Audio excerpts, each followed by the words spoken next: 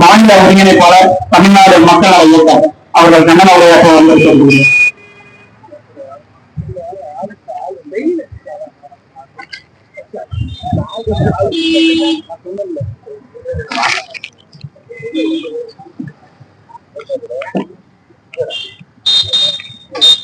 மிக சிறப்பாக இன்று இந்த நிகழ்வை ஏற்பாடு செய்திருக்கும் மக்கள் அதிகார கழகம்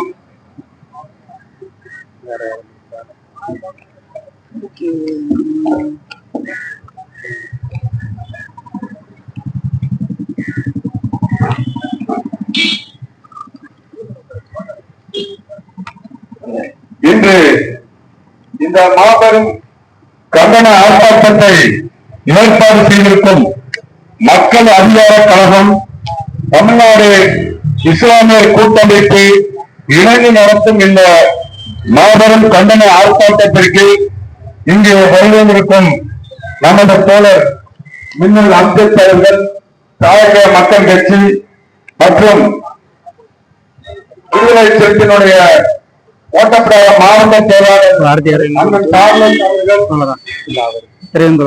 வழக்கறிஞர் தான் தமிழக வாழ்க்கை கட்சி மற்றும் பல்வேறு தோழமை அமைப்புகளுக்கு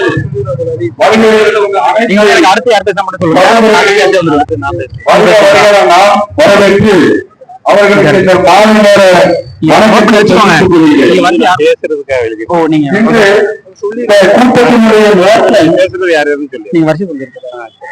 தமிழ்நாட்டில் இஸ்லாமிய சமூகத்தை சார்ந்தவர்களுக்கு ஏற்கனவே 3.5 இடஒதுக்கீடு வழங்கப்பட்டு வந்தது. அதை கடந்த சில மாதங்களுக்கு வேறு மதத்திலிருந்து மதம் மாறி முஸ்லீமாக தன்னை இணைத்துக் கொண்டால் அவர்களுக்கு அந்த 3.5% இடஒதுக்கீடு கிடையாது என்று ஒரு நீதிமன்றம் தீர்ப்பிலே தெரிவிக்கப்பட்டதாக செய்தி வந்திருக்கிறது. என்னை பொறுத்தவரைக்கும் தமிழ்நாட்டிலே இருக்கின்ற முஸ்லீம்கள் சரி, இந்தியாவில் இருக்கிற முஸ்லீம் சரி, அவர்கள் எல்லாம் ஏதோ இப்போது நம்மளாம் படிக்கும் போது பள்ளிக்கூடத்துல கேள்விப்பட்டிருக்கேன். இந்தியாவை போரிட்டு இந்தியாவில் படையெடுப்பு செய்து கனிஷ்டர் என்ற ஒரு மன்னர் 17 முறை இந்தியாவை படையெடுத்திருக்கிறார். அதற்கு முன்பு இந்தியாவில் பாபர் ஆட்சி நடைபெற்றிருக்கிறது, அக்பர் ஆட்சி நடைபெற்றிருக்கிறது. இன்னைக்கு நம்ம 2026ஆம் ஆண்டில் இருக்கிறோம். ஆனா நம்ம நாடு 1947. அதற்கு முன்பு இந்தியாவிலே பல ஆண்டுகளாக முஸ்லிம் மன்னர்கள் இந்த நாட்டிலே ஆட்சி புரிந்திருக்கிறார்கள். அப்போது இந்தியாவிலே முஸ்லிம் என்றோ கிறிஸ்தவர் என்றோ அல்லது இந்துக்கள் என்றோ எந்த ஒரு பாகுபாடு நிறுவுவதாக தகவல் இல்லை. இதுவரைக்கும் அப்படிதான் இந்த உலகத்திலே ஒரு மிகப்பெரிய ஜனநாயக நாடு எது என்று கேட்டால் அது இந்தியா மட்டும்தான். அதாவது இந்தியாவிலே இந்து மொழி இந்து மதம் புதிதாக வந்தது கிடையாது. அதுவும் உலகத்திலே பழமையான மதங்களிலே இந்து மதமும் ஒன்று. அதே போல கிறிஸ்துவ மதம் அது இன்னைக்கு நேரத்தா தோன்றிருக்கு. அதுவும் 2000 ஆண்டுகளுக்கு முன்பு தோன்றிய மதம், புத்த மதம் இருக்கிறது. இப்படி இந்தியாவிலே சுமார் 100கணக்கான மதங்கள் இருக்கிறது. ஆனா நமக்கு வெளியே தெரிஞ்ச 3 மதம் மட்டும்தான்: இஸ்லாமியர், கிறிஸ்தவர், முஸ்லிம், இந்துக்கள். இந்த 3 மதம் நமக்கு தெரியும். இது இல்லாமல் இந்தியாவில் இருக்கிறது. பல்வேறு மன்னர்கள் பல்வேறு அரசர்கள் ஆட்சி அமைத்திருக்கிறார். அப்போது யாரையும் கிடையாது. இடஒதுக்கீடை பொறுத்தவரைக்கு தமிழ்நாட்டிலே ஏற்கனவே 69% இடஒதுக்கீடு இருக்கிறது. ஆனால் தமிழ்நாட்டிலே ஒரு சின்ன ஒரு பழக்கம் உண்டு. எப்படி தெரியுமா? இந்த தமிழ்நாட்டிலே பட்டியல வகுப்பு சார்ந்தவர்களுக்கு ஏதோ அதிகமான பணிகள் வழங்கப்படுவது போல குறிப்பாக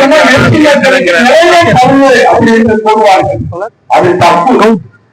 தமிழ்நாட்டிலே 69% பட்டியல மக்கள் என்று கூறக்கூடிய தாழ்த்தப்பட்டவர்களுக்கு 18% நிகழ்வுகிறது. அதிலே அறிவியல் சமுதாயத்திற்கு 3% அதுல 70 வகுப்பு சமுதாயம் இருக்கிறது. வெளியே தெரிந்தது ஆதி திராவிடர் தெரிகின்றார். ஆனால் உள்ள நிறைய உட்பொழிவு இருக்கு. இவர்களுக்கு சேர்ந்து 15% மட்டும்தான். ஏன் நான் கேட்கிறேன், இங்க தமிழ்நாட்டில் பிற்படுத்தப்பட்ட வகுப்பு என்று கூறுகின்ற நாடாறு, கோனாறு, ஆட்டு சமுதாயத்திற்கு 27% இருக்கு. வன்னியர் இருக்கு, கொங்கு வேளாளர் கவுன்சிலுக்கு, தமிழ்நாட்டில் எல்லா சாதியுக்கும் இடஒதுக்கீடு இருக்கிறது என்பதை நீங்கள் உணர வேண்டும். அதனால தமிழ்நாட்டில் தேவை இனத்திற்கு மிக மிக பிற்படுத்தப்பட்ட வகுப்பு என்று அவர்களுக்கும் 20% இடஒதுக்கீடு இருக்கு. இதை விட இந்தியாவிலே 4% இருக்கக்கூடிய பிராமணர்களுக்கு 10% இடஒதுக்கீடு இருக்கு. அது உங்களுக்கு தெரியுமா? இந்தியாவுடைய மக்கள் தொகையிலே பிராமணர்கள் 4 விழுக்காடு அல்லது 5 விழுக்காடு இருக்கிறார்கள். ஆனால் அவர்களுக்கு இப்போது 2019 பாரத பிரதமர் நமது நரேந்திர மோடியுடைய ஆட்சியிலே பாராளுமன்றத்தில் தீர்மானம் கொண்டு வரப்பட்டு பிராமணர்களே ஏழை என்று அறிவிக்கப்பட்டு அந்த ஏழைகளுக்கு 10 விழுக்காடு மத்திய அரசு இடஒதுக்கீடு வழங்கியிருக்கு. இதெல்லாம் சட்டப்பூர்வமா நான் சொல்றேன். நான் உங்களுக்கு முன்னாடி ஏதாவது பொய்களை சொல்லிவிட்டு கடந்து போக முடியாது. நீங்க யாராவது வேணும்னா நீங்க கூகுள்ல சர்ச் பண்ணுங்க.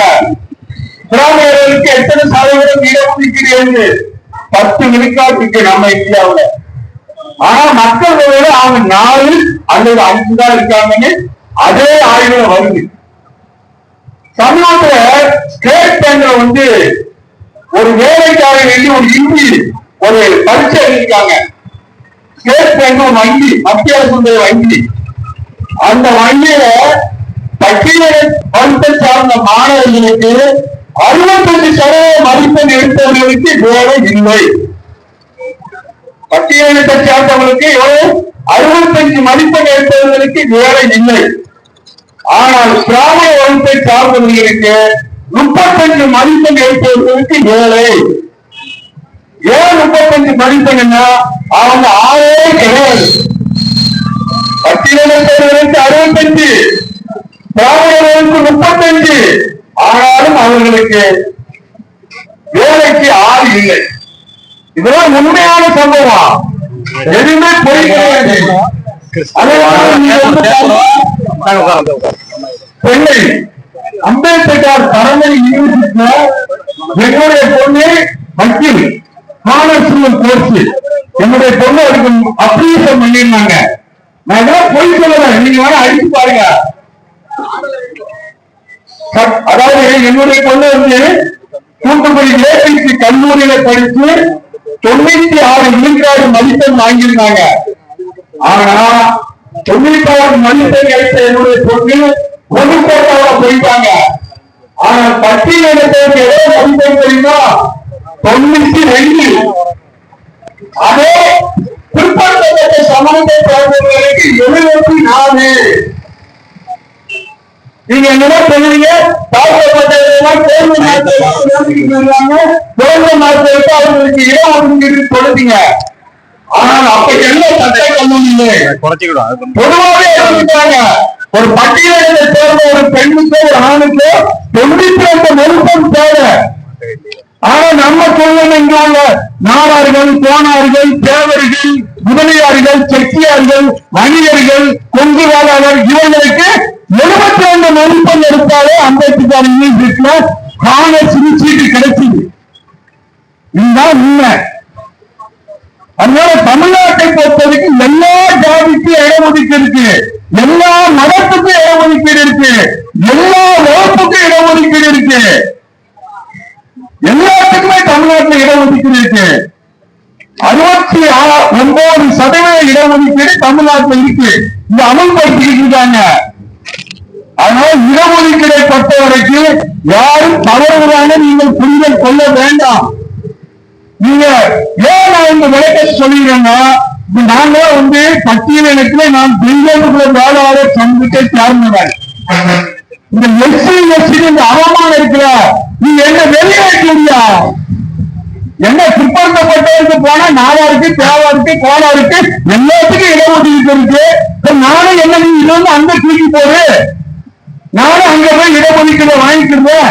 என்னையா நீங்க 15 விழுக்காடு தனியா வச்சு எஸ்சி எஸ்சின்னு சொல்லிட்டு கிடக்க.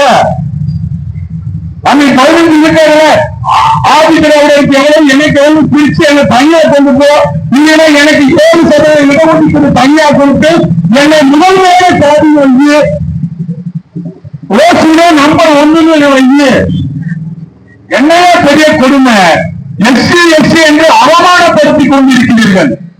யார் எஸ்சி? உன்னை போன்று நாங்கள் உழைக்கிறோம், உங்களை போன்று நாங்கள் வேலை செய்கிறோம், உங்களை போன்று நாங்களும் பணக்காரா இருக்கோம், நாங்களும் சம்பாத்தியம் இருக்கோம்.